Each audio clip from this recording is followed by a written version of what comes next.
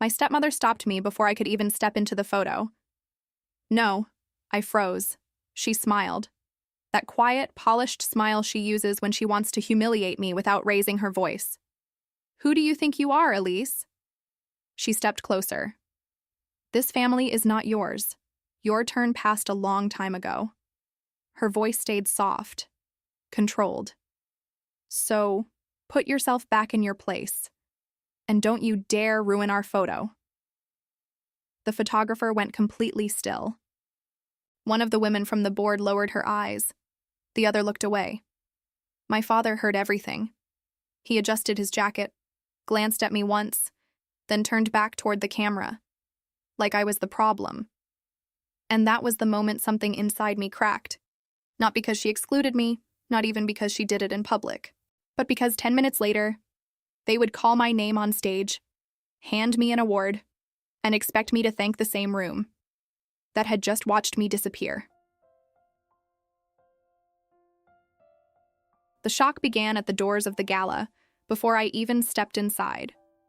The room glowed with a calculated gold, the kind that tells a story of power. I was supposed to fit there, by reputation, by merit, by tonight's honor. Yet something in the air pushed me half a step out, as if the evening had been designed for everyone except me, as if I were entering a house where I still felt like a guest. My body took over before my mind reacted. Posture aligned, chin set, expression serene.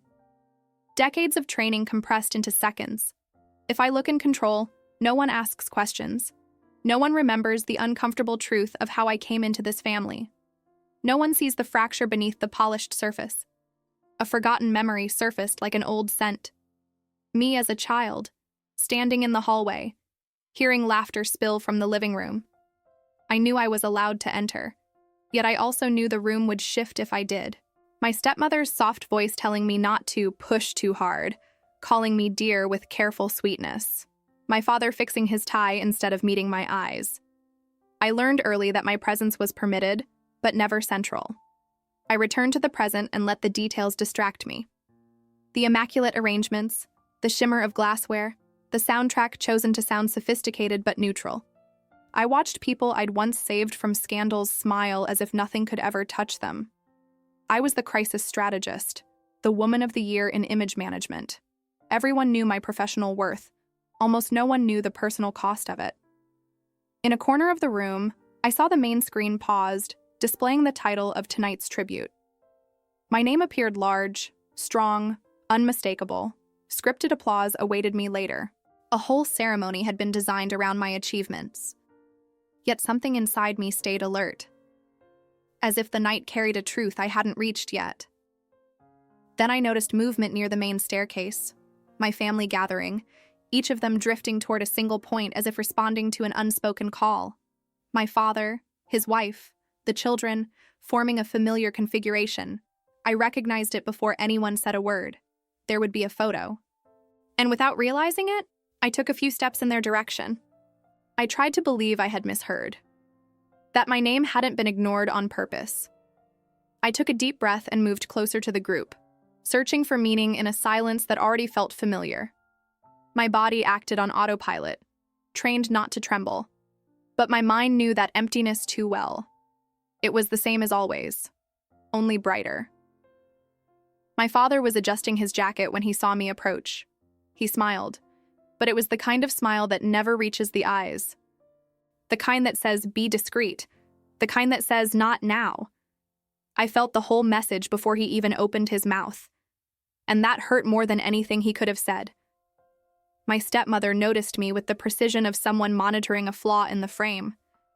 She turned her head slowly, assessing me as if I were slightly out of place. Her hand rested on my half-brother's shoulder, gentle, perfect.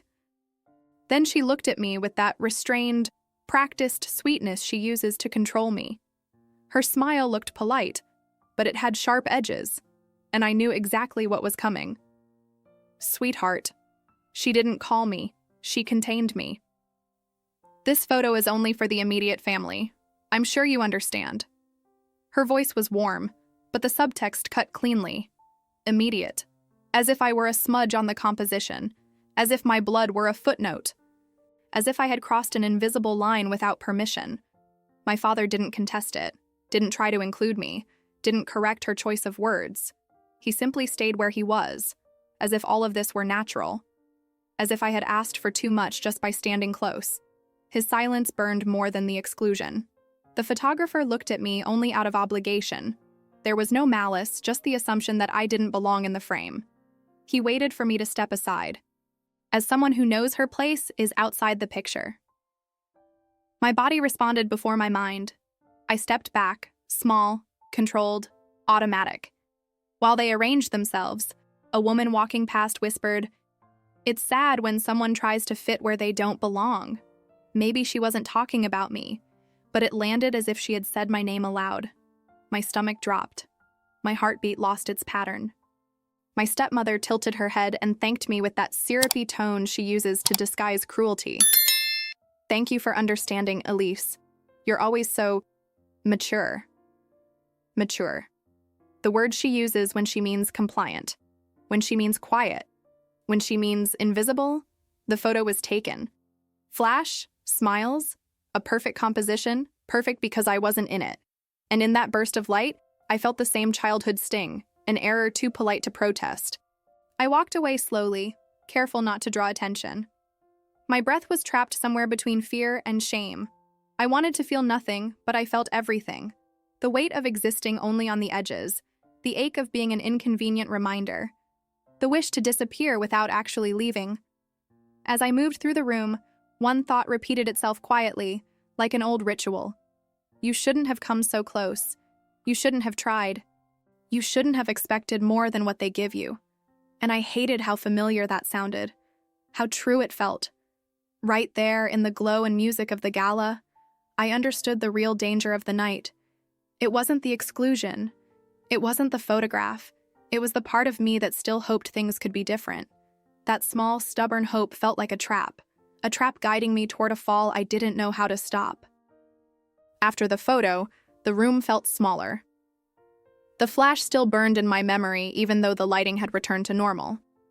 I knew I should move on, smile, circulate, be the polished honoree they expected. But my body wouldn't cooperate. Shame settled first, warm, quiet, unavoidable.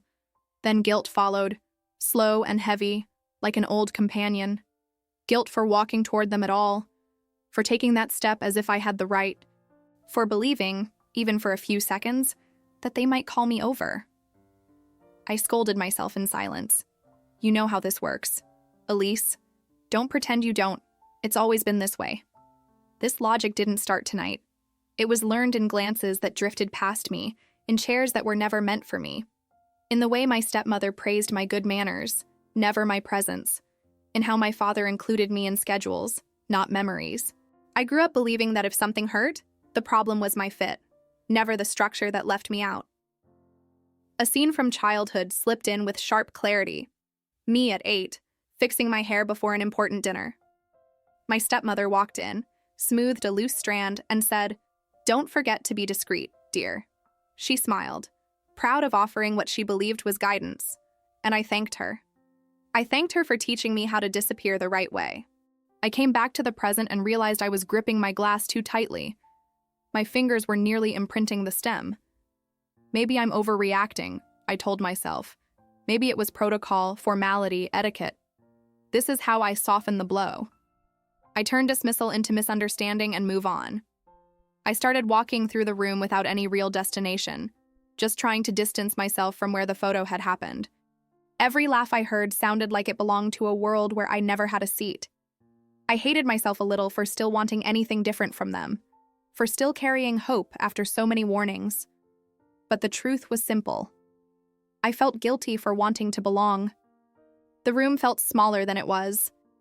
Even with all that space, the air seemed to choose other lungs to fill. Laughter moved in warm waves. Elegant conversations glided through the night like silk. Everything flowed easily for everyone. Everyone except me. I tried to hold my posture, shoulders steady, chin aligned, breath quiet, the perfect mask, just like always.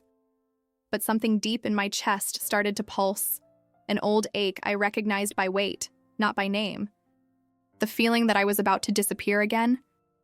Then she looked at me, the woman who never called me her daughter. Her gaze crossed the room without rushing. Cold. Measured. Evaluating. It wasn't asking if I was all right, it was checking if I still remembered my place. And I did. Too well. The shock opened a door I didn't want open. A memory slipped through it without warning. Sharp. Quiet. Merciless. Sometimes I wonder why I still try to belong here. The truth is simple. I was never meant to fit. I was born from a secret everyone wished had stayed hidden. A story that should never have happened. My mother died giving birth to me. There was no one else, no relatives, no arms waiting to hold me. Just silence. My father took me in because there was no other choice. And she agreed because appearances were everything to her. She raised me, yes, but not as a daughter. More like a shadow. A living reminder of what should never have crossed her perfect life. I learned early that love was not a promise. It was a negotiation, that being loved was unlikely, but being useful could keep me alive. I chased crumbs of acceptance in gestures that were never meant for me. And nights like this always bring everything back. Without mercy, without pause, without air. I blinked slowly, trying to rebuild the posture the memory had cracked. The room kept shining. Glasses kept ringing. Everyone there knew who they were, where they came from, where they were going. And I kept trying not to vanish, trying to exist in a space that never truly felt mine. But something inside me shifted. A new kind of ache. Steady. A beginning of a question I had never dared to ask. How long would I keep accepting a role I never chose? The answer had no name yet. But the movement inside me was real enough to change my breath. And for the first time that night, I felt something starting to break open. Something inevitable, something big, something I was no longer willing to stop. I stepped away from the main room because I couldn't bear seeing the family disperse as if nothing had happened. I crossed the bright space and walked down a side hallway, quieter, cooler, as if the glow of the gala couldn't reach that corner. I needed distance, but it wasn't just that. Something unfamiliar was moving inside me, not just the pain of what they'd done, but a longing for something that never existed.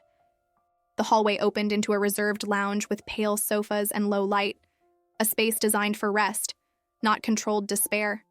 A small group of women sat there, leaning toward each other with effortless closeness. Their laughter didn't carry hesitation. None of them seemed to measure the size of their presence, and that struck me with unexpected force. On a side table, framed photographs displayed families from past honorees, vacations, birthdays, messy joy. People held by roots I've never had. In one frame, the Carrington name gleamed in gold. Father, mother, children, even a dog in the middle. A complete story on display. The kind they say I belong to, except for the part that matters. An imagined memory rose without permission. I saw myself as a child, resting against someone who said my name without hesitation. A living room where my laughter didn't shift the atmosphere. A table where I didn't have to measure every sound I made. A home where I wasn't the reminder of a mistake, but the answer to a desire. The vision had never been real, yet it ached like something I'd lost. While I stared at the photos, a security guard approached and asked if I was all right, offering me water. His tone was polite, but his eyes lingered with uncertainty. For a second, I wondered if he wasn't sure whether I was a guest or someone who'd wandered in by accident. The thought cut deeper than I expected. Maybe I've always lived in that undefined place. Inside the family, inside the world, inside myself. I left the lounge with that longing clinging to my skin. It wasn't nostalgia for the past. It was grief for what I've never lived. For the arms that never held me. For the conversations where I was never the first choice. For a sense of home I've only ever witnessed in others. And for the first time, I wondered if I was meant to accept that forever. The longing that passed through me in the lounge didn't last. It gave way to something warmer, more solid, almost impossible to ignore. The anger rose like a thin line of fire across my chest, quiet but undeniable. It wasn't an outburst. It was focus. It felt like seeing the world with sharper clarity than I wanted. And for the first time that night, I didn't feel like stepping back. I returned to the main room and noticed curious looks pretending to be polite. Soft whispers carrying judgments no one would dare voice openly. I could tell when my name was spoken without affection, only analysis. And that fed something inside me, like silent kindling. I was tired of being interpreted, measured, shaped to fit the smallest space they allowed me. Tired of being functional, never central. As I tried to steady myself near the drink table, one of the event's sponsors approached with familiar ease. "I heard you're the one who keeps everything from falling apart when this place goes off script," he said, as if praising me. I frowned, confused, not understanding where that came from. Then he continued, casually. "Your stepmother always says nothing collapses because you handle the backstage issues." The sentence cut through me cleanly. It wasn't a mistake. It wasn't a joke. It was definition. This was how she presented my existence to the world, not as a daughter, not as the honoree, just the useful piece that keeps everything polished so they can shine. Something inside me fractured in silence. Not sadness, indignation. My father stood a few meters away, laughing at something meaningless. He had no idea what had just happened, or maybe he did, which hurt even more. I thought about all the times I accepted being the discreet one, the mature one, the understanding one. But the maturity they praised in me had always been a polite word for resignation, and I was done with that. As I stepped away, I passed a table where staff were organizing the ceremony's official envelopes. My eyes moved over the names without intention until they stopped on mine. Or what should have been mine. Elise Canning, a mistake too small to justify the impact it had. That was the moment I realized it wasn't just my family erasing me. It was the entire narrative of the night, and something inside me, quiet and firm, began to break free. After seeing my name written wrong, the floor felt too solid under my feet. The indignation was still burning inside me, warm and steady. Even so, a small part of me still believed there was something to salvage in that night. A look, a single word, a gesture that might prove I was not as alone as I felt. I moved toward my father with care, but not with softness. I wanted him to notice my presence before I opened my mouth. But he kept talking, laughing, gesturing, as if I had not stopped beside him. My body went still, tense, held in a quiet request. I waited, half a second longer than I should have, and he did not turn. My stepmother noticed first.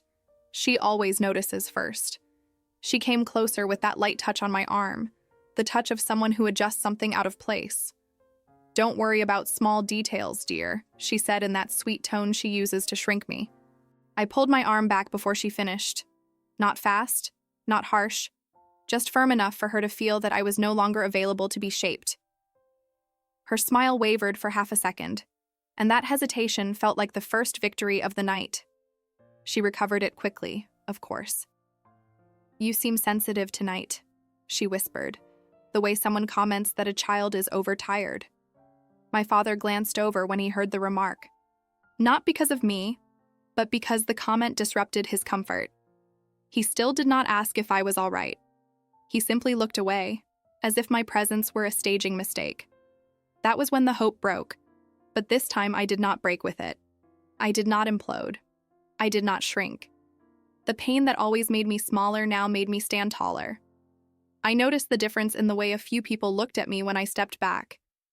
I did not seem fragile. I seemed dangerous. Like someone who had finally understood her own strength. When I turned to leave, my stepmother tried to say something, maybe a reminder to compose myself. I looked at her for a full second, long enough for her to look away first. Then I walked through the room without hiding the contained anger on my face.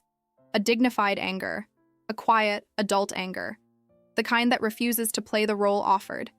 And in that simple movement, I felt the air shift around me. The night was not over yet, and neither was I. I walked through the room without knowing exactly where I was going, but my body no longer followed the silent script I always lived by. The floor felt like it was vibrating under my steps, as if every move spoke a truth I had never dared to say. My heart was beating fast, not from fear but from anticipation. Something in me was opening, rearranging, rising. The pain of the night no longer froze me. It was moving me forward.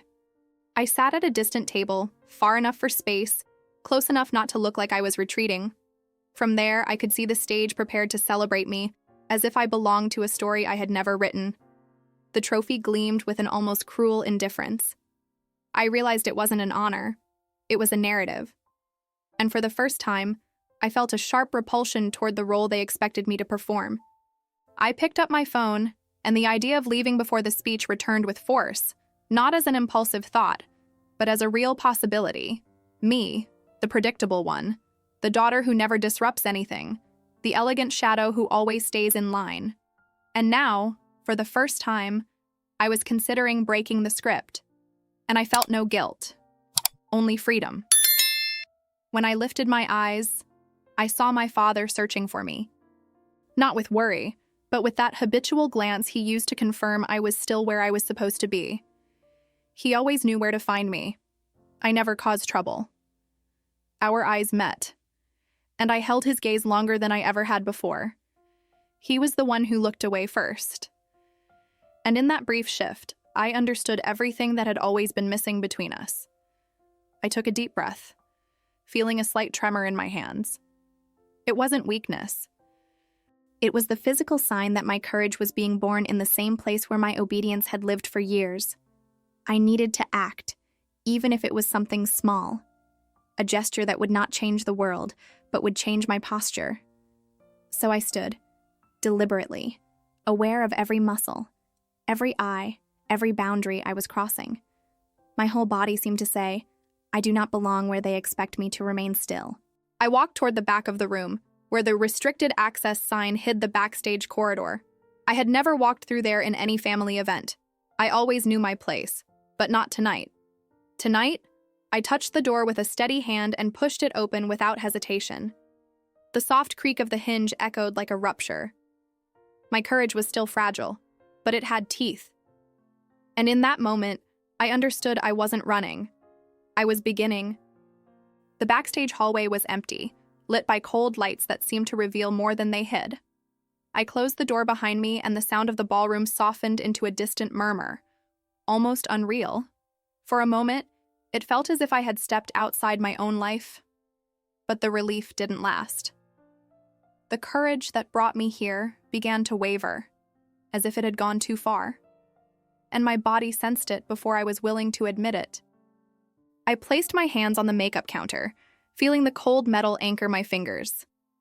The mirror reflected my face with a clarity I never asked for. I looked perfect, impeccable, prepared for the stage. But something in my eyes had disobeyed. The practiced composure was gone. It was like seeing a version of myself I'd been avoiding for years. I tried to breathe deeply, but the air caught halfway. My chest rose and fell too quickly, as if trying to contain a tremor that had already started. I rested a hand on my stomach, searching for any point of stability. It wasn't pain, it was truth. A truth pressing upward, asking to be released. And I realized, for the first time, that I didn't have the strength to contain it anymore. When I heard footsteps behind me, I turned too quickly. A young event assistant stopped in the doorway, holding a clipboard. Her eyes met mine, and the impact was immediate. She saw me, not the honoree, not the flawless professional. She saw the fissure, the break, the woman behind the shine, and her silence confirmed that my mask had fallen before I even recognized it. "Are you okay?" she asked, hesitant. Simple words, but they pierced through every defense I still had. No one had asked me that tonight. No one had looked at me with humanity. My eyes burned, and I tried to blink slowly, as if I could dim the shimmer before she noticed, but I couldn't. The tear didn't fall, but its threat was enough, a thin line of fragility exposing everything I had spent a lifetime hiding. She looked away, respecting a boundary I didn't yet know how to name, and left the hallway with quick steps. I stayed there, alone in front of the mirror, gripping the edge of the counter as if my hands were the last structure that hadn't collapsed. I wasn't crying. I was shedding a life. The mask I carried for 26 years no longer fit my face. And the most frightening part wasn't losing it. It was realizing that, for the first time, I didn't want it back. The night was giving way, and so was I. I stayed in front of the mirror for a while, without the courage to step back and without the desire to keep looking at myself. It felt like watching two versions of me coexist, the one I learned to show the world and the one I kept hidden, even from myself. For the first time, I didn't know which one hurt more. And the truth was, I didn't want to return to either of them. I closed my eyes, and the ballroom disappeared as if someone had turned off the lights. In the silence, an old memory surfaced, almost untouched. Me, as a child, running through the garden before I understood there were invisible rules for my body and my voice. I remembered the wind, the laughter that escaped without permission, the simple feeling of existing without being measured. It was such a small memory, but it was the last time I remember belonging to myself.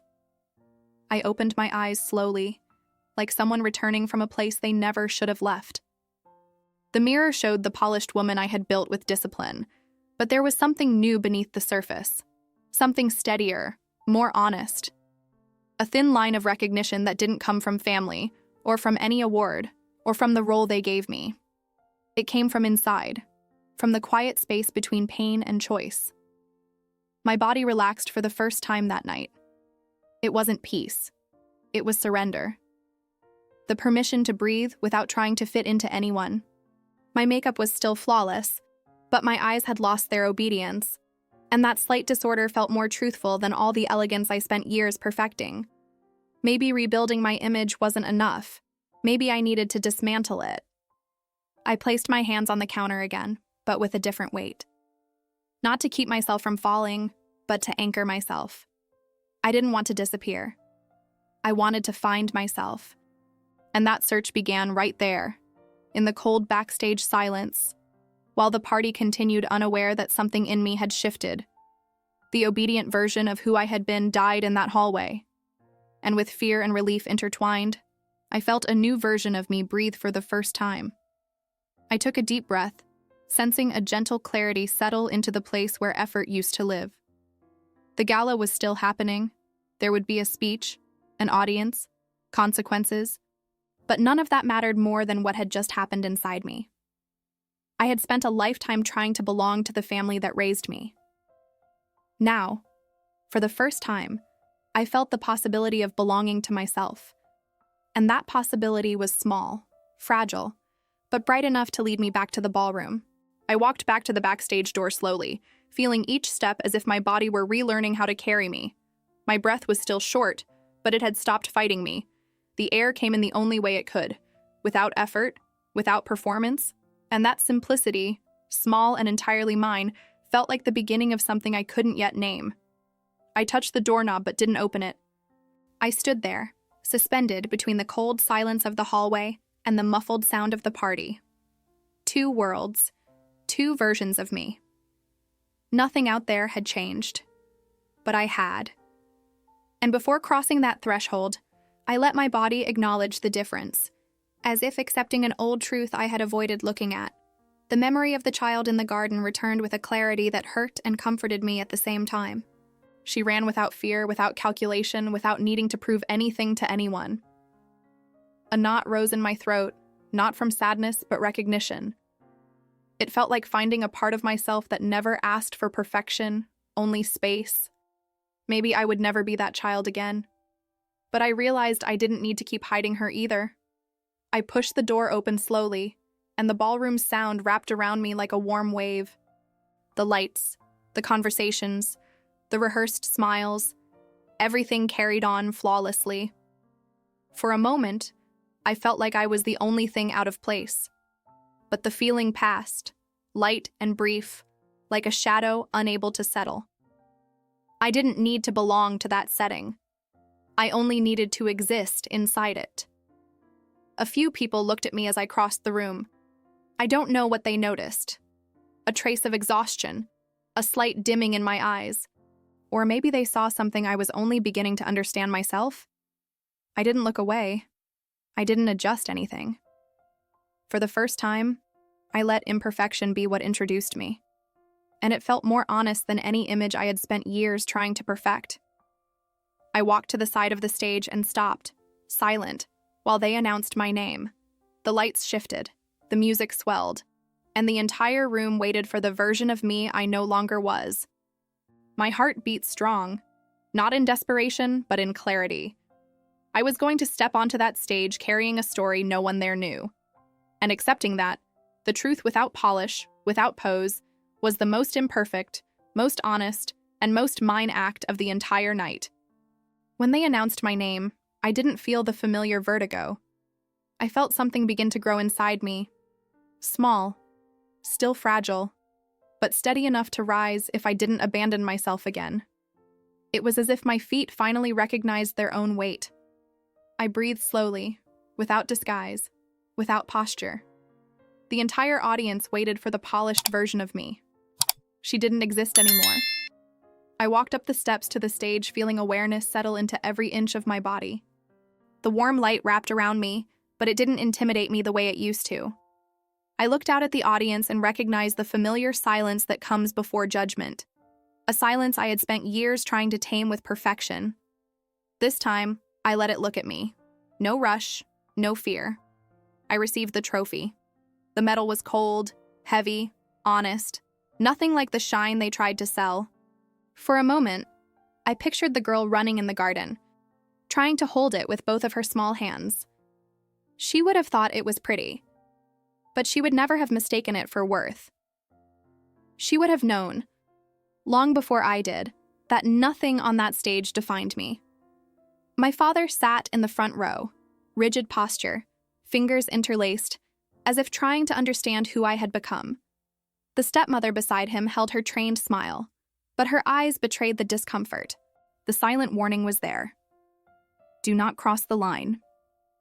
And for the first time in my life, her line meant nothing to me. I stepped toward the microphone and let the silence settle like a decision. It wasn't hesitation, it was presence. I wanted to hear my own breath before the world heard my voice. When I finally spoke, the words came out clean, steady, unforced. No tremor, no permission asked. I spent my life trying to be the kind of person no one questions. The line echoed with unexpected strength. Quiet enough not to bother, efficient enough to compensate for my origin, perfect enough to be tolerated. The room fell silent in a different way, not out of curiosity, out of recognition, but too much perfection suffocates, and trying to fit where there is no space empties you. For years, I believed that if I were good enough, someone would see me. I met my father's eyes. He didn't look away, but something in him faltered. That if I measured my voice, if I calculated every movement, maybe I would earn the right to stay. I drew in a breath. Now I understand that existing should never have been a reward. I didn't come here to thank you for the space I was given. The sentence landed like a precise cut, because that space always had borders, unspoken rules, a shape designed for others, not for me. The stepmother shifted in her seat, trying to recompose herself from the inside out. I came to return the version of me you shaped, and to claim the one that survived in spite of you. If I'm standing here today, it's not because I was accepted. The room seemed to shrink. It's because I survived not belonging. A warmth climbed through my chest. I don't need a perfect story. I need a true one. The word true landed like a threshold, a quiet rebirth. My father lowered his eyes for a second, a tiny gesture, but coming from him, it felt historic. The stepmother held her breath, not out of guilt, but because the control she held for years was finally slipping from her hands. And for the first time, I felt no responsibility to interpret either reaction. I ended the speech without a closing line. I simply let the truth rest in the air. I breathed the way my body asked, without hurry, without hiding. Whole, imperfect, mine. The applause didn't come immediately. What came first was a dense, reverent silence. A silence that didn't ask for explanation. A silence that understood, even without understanding, that something had changed, not in the ballroom, in me. I walked down the stairs holding the trophy the way someone holds a comma, a point of passage, not an ending, not an answer. Just the exact mark between what I endured and what I would choose from here on. When I stepped outside and the cold night air touched my face, I felt something inside me break for good. It wasn't courage, it was clarity. The bitter, liberating certainty that returning to that house would mean surrendering myself again to the silence they built around me. I stopped on the sidewalk, listening to my own heartbeat without their weight for the first time, and understood I no longer had to carry a surname as if it were destiny. My body urged me forward, even without a mapped direction, and I understood. From that night on, I would walk with what had always been mine, what I build, what I choose, what rises from within me. No shadow, no leash, no inherited weight to diminish me. Just Elise. Simply Elise. And for the first time, that didn't feel small. It felt like a restart. On my way home, I felt something strange. Not lightness, but space. A space that had always been there, and I finally had the courage to step into. A space that belonged to me. I realized no one teaches us how to return to ourselves. We come back unevenly, afraid, carrying stories that still ache, but we come back. And in that imperfect return, something in us finally begins to shift. If you've ever felt too small inside your own life, I understand. I've been there, and I'm still learning how to step out of that place. There isn't a perfect answer. There's only the step you're able to take today. And sometimes, that alone is a quiet miracle. I didn't go back to the same house that night. I went back to myself. If this story touched something in you, stay with me. There's still so much we can discover together.